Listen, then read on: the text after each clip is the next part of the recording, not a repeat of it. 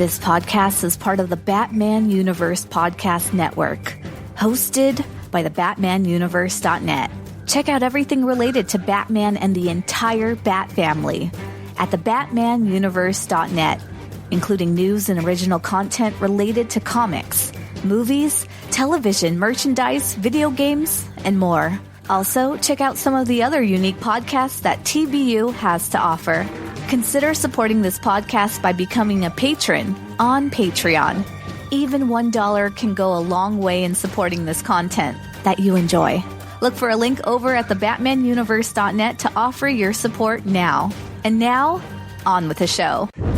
In 2008, a podcast was created with one goal: to bring Bat fans around the world news related to movies, comics, video games, television, merchandise, and so much more. And now, the Batman Universe Podcast has returned.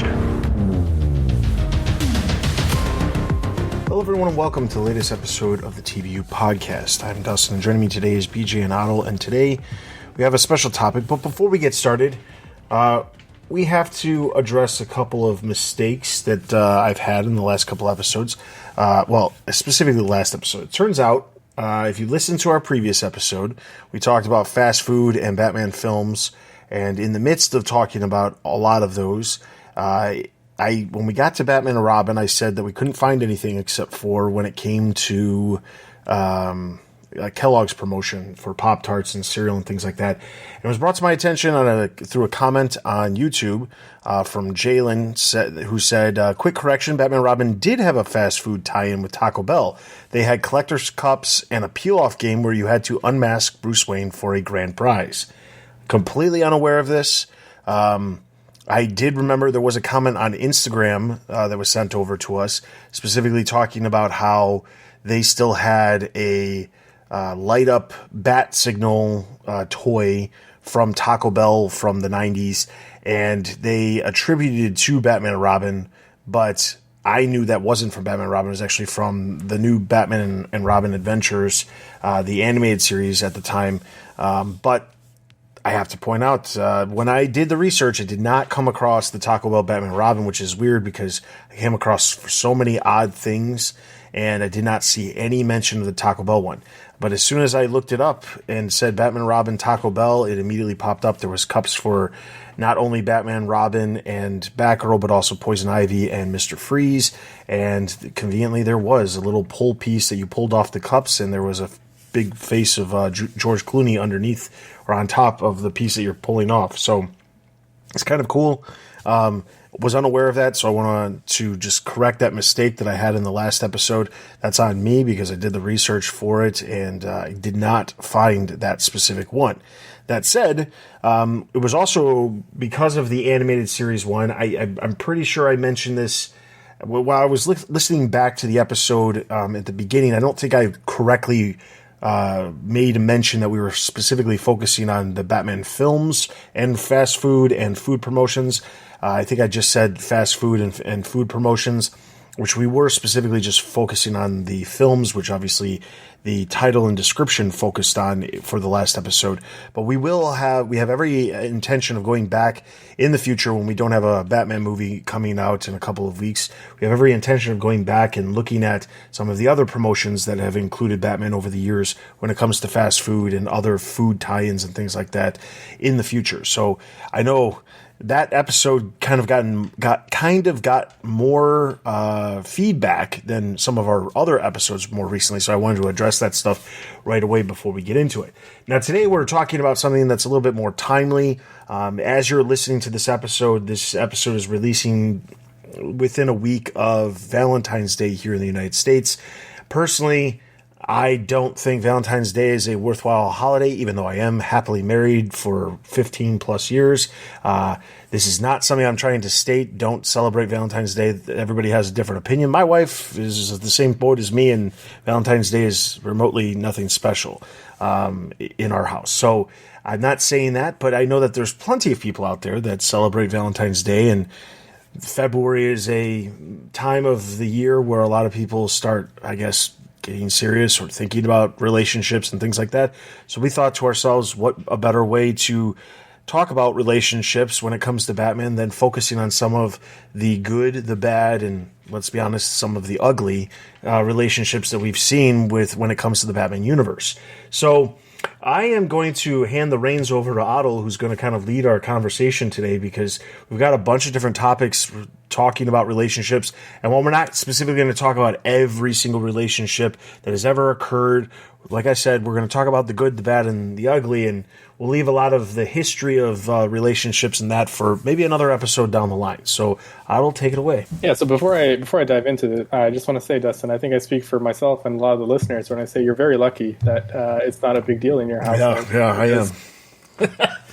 I would give a great deal for that to be the case in any of my relationships.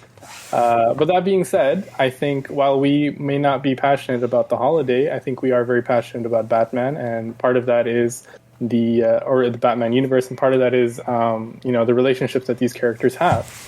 And when I suggested this topic, it wasn't just primarily because of the holiday that's coming up, but I was also thinking about something we discussed a couple of episodes before about DC editorial when it comes to comic books.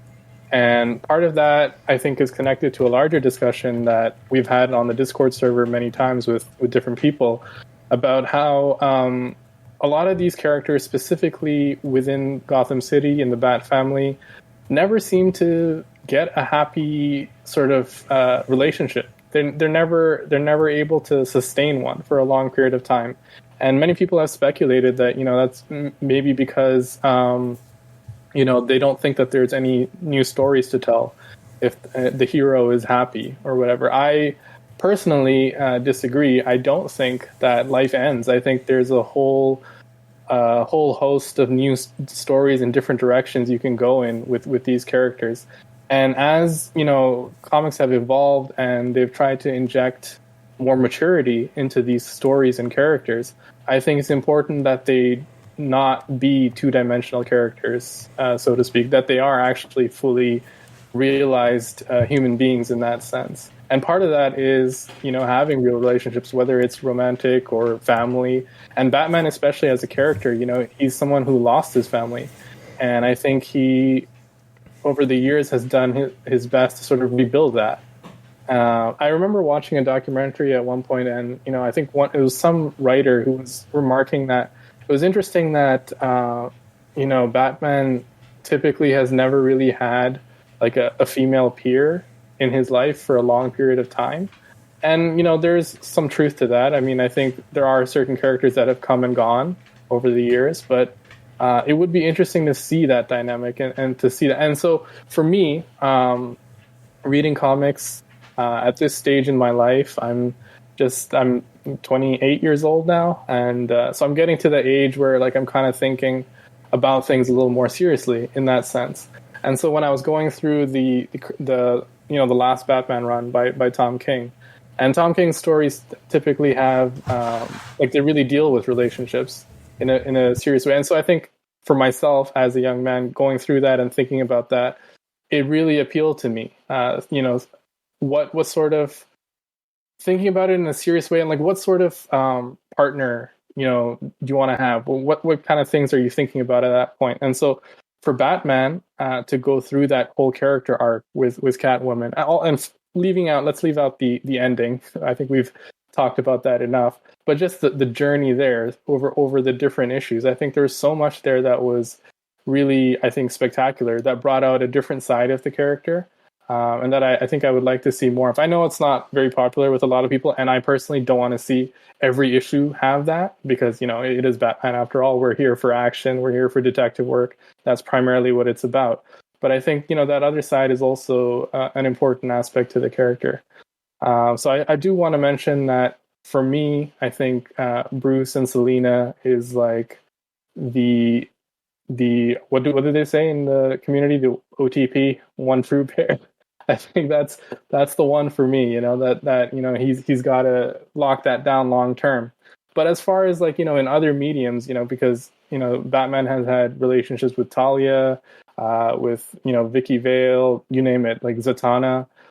If we're going for just one that I think was kind of enjoyable from a fan's perspective for me was in the Justice League cartoon with Wonder Woman. And I think that brought out a lot of the human side of Bruce in that cartoon. Specifically, 2 episodes come to mind. The one where, Wonder Woman gets transfigured into a pig. And Bruce, Batman, who's like this typically very stoic, very serious character, agrees to sing. It was kind of funny, but he does agree to sing, and he swallows his pride for that, just to see her return to normal. And there's that nice little ending to the episode where she hums the song to kind of tell him that she's aware of what he did. I just enjoyed their back and forth through that whole episode. There was another one as well with I think if I'm remembering correctly, when they got changed, the Justice League got changed into little kids. And Diana had this like weird like crush on Bruce, and it was kind of funny in that sense to see that play out. And then they had discussions about that in their adult form, obviously later on. So that's one that I'd also mention as an honorable mention kind of thing. Jumping off those animated Justice League episodes, I remember those very clearly. And at the time, I never even in my wildest dreams thought of pairing Wonder Woman and Batman. And when those episodes aired and I watched them, I was kind of thrown for a loop because I was like, oh, Batman and Wonder Woman, were they ever actually like together in the comics or something? Because it wasn't anything that I ever even thought about. So I was kind of confused by it.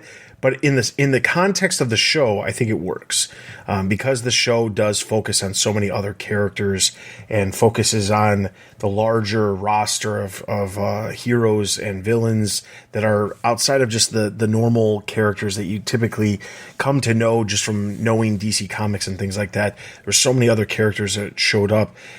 It made sense. I mean, they did not focus on a lot of other Batman characters because they already did a Batman show. So it made sense for them to have some sort of, I wouldn't go as far as to say love interest necessarily, because it was just minimal hints here or there of a potential pairing between the two.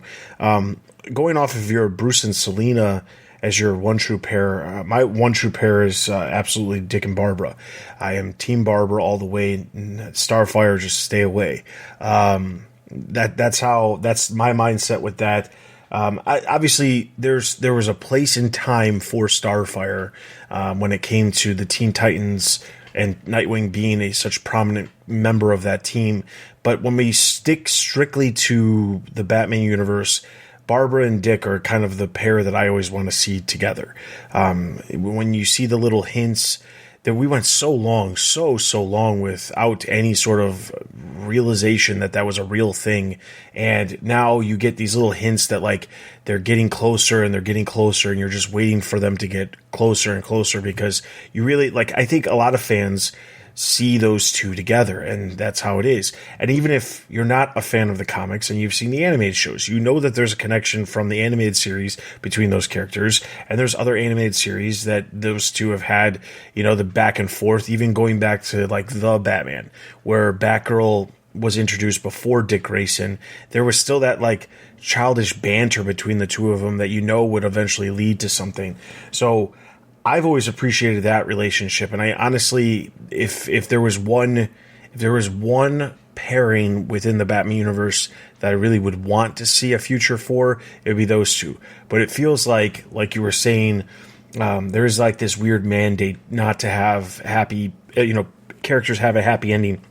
But more even specifically, when you look at some of like the future stories that take place like in the Batman Beyond universe, or you take place in the Batman Beyond comic universe, or other futuristic stories, even in a future that is outside of normal continuity or stuff, it doesn't ever seem like they end up together. It always seems like there's something holding them back from being able to get together.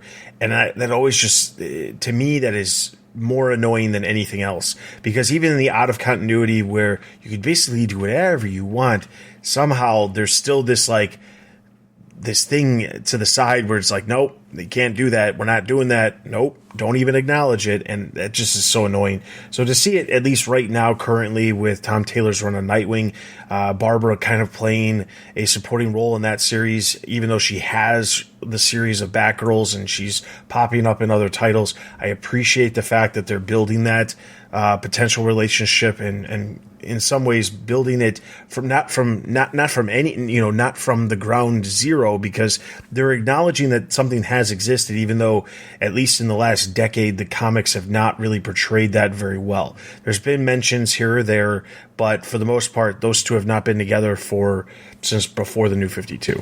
I definitely agree with both of you guys about like Batman and Wonder Woman, the Justice League cartoon. It seems more like it was very subtle the way it happened, where like that in that the pig episode where like they're on like the stakeout, but Wonder Woman's like trying to flirt with Batman, but he's all business, and you can tell that like maybe off and they've gone out on like a couple of dates. And I don't think anyone in the Justice League really knows that they were ever really kind of an item or anything. So it was just subtle and cool the way it happened. You would think that Wonder Woman would go for Superman. I know a lot of fans always kind of put that together, and it happened in the New 52, but I always was champion of Batman and Wonder Woman together. But my Batman universe relationship I picked was Tim Drake and Stephanie Brown. And when I first started reading comics, I was really picking up that Robin series, the Chuck Dixon Robin, all the time, and that was like my go-to comic. I'm on a quest to collect all the issues right now, but in reading that relationship, it was different because it was very almost Spider-Man like, where Tim had his girlfriend in high school, Ariana, but when he was Robin, he's almost kind of got like he's with Stephanie Brown, so it was kind of like a weird, almost like a weird square, and he could never figure it out and balance it. And then he broke up with Ariana, so then he was dating Spoiler Robin, but he knew everything about Spoiler, but she knew nothing about him. And then she ended up finding out that he was Robin through Batman, and then they kind of broke up, and then they were together. And now in comics they kind of don't even acknowledge each other. Like, he's not in that Batgirl series at all, and I've been reading that Robin's series, and they have no connection whatsoever. So it's kind of disappointing that DC has kind of split them up and doesn't seem like they have any intentions of ever getting them back together, which is too bad, because they were right there with Dan Babs for me as like the main. Maybe only Robins can have girlfriends and never Batman, really. No, it's strange. I mean, I think there's this weird sense that these characters, a lot of the Bat family is I guess they say that they're driven by trauma, Bruce especially. But that doesn't have to mean that the rest of their life is all trauma, right? Like, especially for someone like, Tim Drake, who really just chose to be in that life. I mean, trauma is part of it. That balance between rage and justice that Bruce and some of the Bat family members are always trying to find is part of it, and that can still be a conflict within them. That can still be part of the stories, but that doesn't mean that like their whole lives has to be miserable. And I think it's very telling, Dustin, what you mentioned, that even in out of continuity stories and futuristic stories, that that's still the case, that they're all like miserable and lonely. And I think also a lot of the times when they do try and give them relationships, a lot of it is like just played for shock value. I think so. Like, for example, in the past, correct me if I'm wrong with this, but did Jason Todd and Talia, was that a thing? I think that was a thing at one point in the comics, right? Like, that's just weird. Well, why is that happening?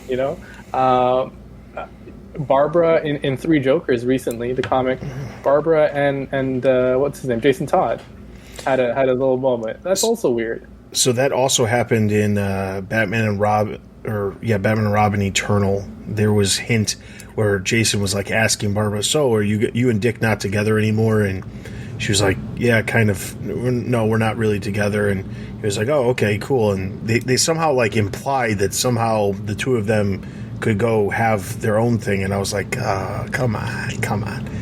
There are more people outside of the circle of sidekicks that you could go see or be in a relationship with. Yeah, and especially because, like, in a way, like they're brothers, right? A lot of them are adopted siblings. It gets even weirder when you factor that in. And don't even get me started on the Flash show. That's a whole other thing. But but even with the Batman run, when Tom King was doing Batman and he was currently engaged to Selena, there was a Justice League issue where Jessica Cruz just randomly like kisses him in the middle of an episode or middle of an issue, and I'm like, wait, what? Why is this here? This is strange. Even in the the Batman Beyond or like the animated series universe, I think they tried to make Barbara and Bruce a thing. And I think most fans of those shows or continuities just kind of ignore that part because it's just very, very strange. I never liked the Batman and Barbara Gordon in the animated series because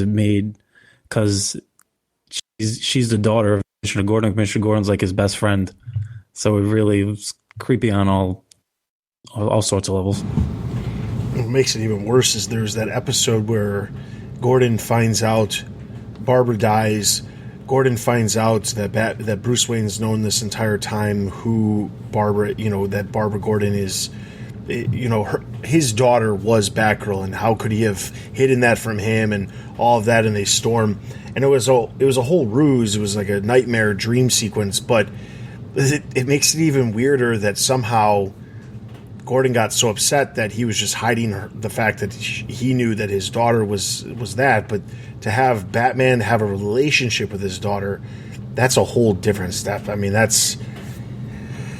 I speak for a lot of Bat fans, probably at least 99.9% of them, when they say, please don't ever touch the Barbara Batman relationship again. That does not need to be a thing at all, ever, in any mind. Yeah, no doubt. How do you all feel about Talia? Because I know that there's a lot of controversy, specifically surrounding Damian. I know that Damian's kind of origins have been gone back and forth a couple times in the comics. I personally like to choose to believe that Bruce was not drugged or anything. It was like knowingly participated in that and does care for Talia on some level, even though obviously due to Talia's code he cannot ever be with her or whatever. And I do that's in my headcanon sort of what I think. But how do you all think of that? I think of it very similar in nature. I personally think that there was no reason he could have obviously been drugged, but I don't look at the story and think of it in my head like you're saying with the canon in our heads. I don't look at it like that. I look at it as he had some sort of relationship with her, whether it be just pure lust or pure, I don't know that he was ever like in love with her necessarily. I think he respected her. He respected her father, and there was like a level of like respect involved with it. But I don't know that it could have been more than like a one-time thing kind of situation. And obviously when it comes to Batman, Damian being conceived or whatever, there's a whole nother level, which is obviously they were aiming for Bruce to be the father, and that's where the drug side in some ways could make sense. But I look at it as, even if they just had a one night stand kind of thing, Talia would have been smart enough to like figure out how to make that to work to her advantage. Like she's all about business all the time. It doesn't matter when it is. It doesn't matter if it's in the middle of a tender moment, or whether it's in the middle of absolute annihilation of an entire country. She's all about just planning and thinking about things more so than very many other people that Batman comes in contact with. So that's what I think was possibly happening, and I choose not to go the route of Batman being drugged. I don't think Batman would allow himself to be drugged. I mean, I could definitely see him giving in to temptation with Talia, because she's always there. He always sees her, and they always kind of she always flirting with them all the time. So yeah, I prefer Batman not to be drugged. And I like their relationship with Talia is always conflicted between Batman and her father, and she's always leaning. She can't decide who she's going to be more loyal to, but most of the time she leans to Roz. Yeah, and I think that's exactly it, right? Like that's the purpose of, in many cases of these relationships, is that they bring out different sides of the characters. Dustin, you mentioned Dick Grayson. It seems to me, just from reading comics, that lately he has been more deserving of the sort of playboy role than Bruce has, even though Bruce is typically referred to as that. But that being said, I looked through some of Nightwing's recent relationships. I think was her name Sean, the one that was like a fake pregnancy. She also had a superhero identity. That was a while ago. I think he had a little fling with Huntress as well. And so he goes through all these different relationships. And to me, while I think they're often handled, like the relationship itself is handled in a nice sort of way, it's like respectful at least. To me, it seems like a distraction from, the pairing that you suggested or put forward, Dustin, is that, him and Barbara being together. What do you think about that? I think that's exactly what's happening. And this is true of, other characters as well. We talked about, BJ mentioned Steph and Tim, and you mentioned Bruce and Selena. And honestly, when it comes to the other relationships that, Dick or Bruce or Tim are involved in, it does feel like a distraction from the one that you just automatically assume they're bound to be with in the future. When it comes to Dick and Barbara, there's a lot of distractions, and like I said, for pretty much the better part of a decade, there was a lot of pushback to keep Barbara and Dick away from each other as much as possible. So much so that, if it wasn't for Dick leaving Gotham, not just to Bloodhaven, but like there was that whole, he Forever Evil happened, and then we had Grayson where he died, and then he came back as a spiral agent, and then he had a kind of, like you mentioned, a fling with Huntress. It was always like trying to keep them away from each other so they wouldn't even have to interact with each other. It wasn't until Batman and Robin Eternal where I think they kind of addressed their history, and that was mostly because Tynan, who's all about the history of the Bat family, was leading up that series, and it was like it was far enough after New 52 where they could start addressing things that happened before the New 52 without causing so much uproar, because everything when the New 52 happened was, let's try to have a fresh start for the most part. That didn't happen across everything, but that was what their intention was. And I think that despite the fact that most mainstream people who know Dick and Barbara, either from the 60s series or whether it be Batman and Robin with Alicia Silverstone and Chris O'Donnell, or whether it be the animated series or a different animated series or any of the other things that have focused on Dick and Barbara, a lot of people in the mainstream would assume that those two characters are together. I sincerely hope, because there is going to be a Batgirl film, that in some way, shape, or form there is mention of Dick Grayson. I can't guarantee that Dick Grayson is going to be the one that she ends up with in the film, because it would be kind of messed up for a Batgirl film to backdoor introduce a Robin and then somehow make that Robin a focal point of the character. But I hope that there's at least a mention of Dick Grayson. I mean, this is what you expect to see when it comes to Batgirl and Robin. It's not anything against Batgirl, and it's not anything against Robin or Dick Grayson, whether he's Nightwing or Robin. It's those are the characters that a lot of people know from mainstream. So it's weird when you have those characters focusing on other relationships, other characters, pairing them with other people that it just feels like it's passing time.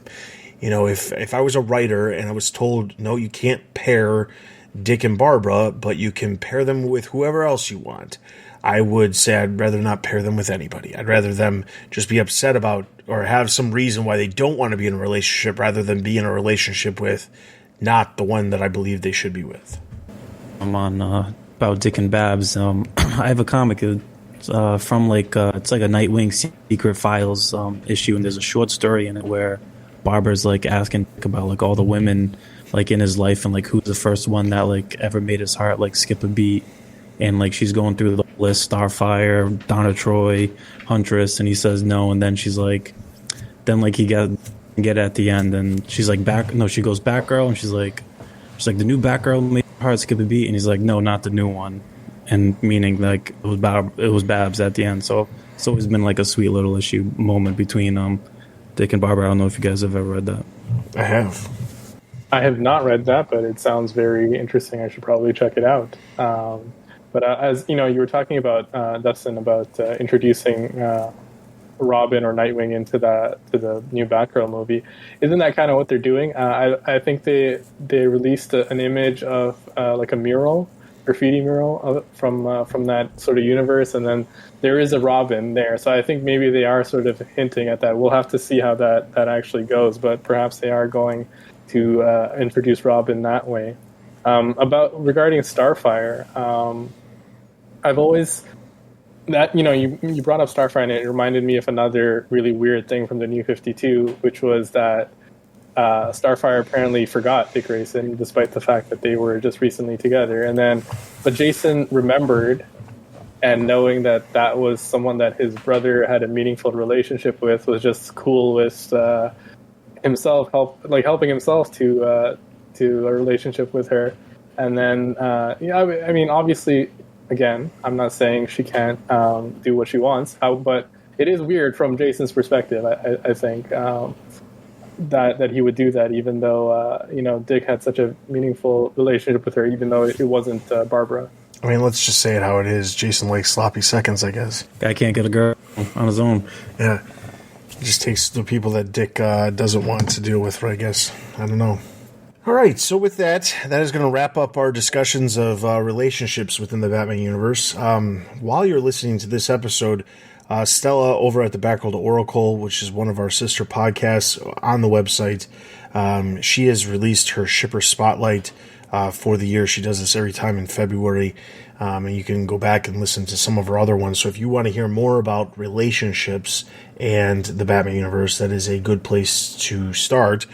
She's done a number of articles on the website too about a variety of different shipper pairings and things like that.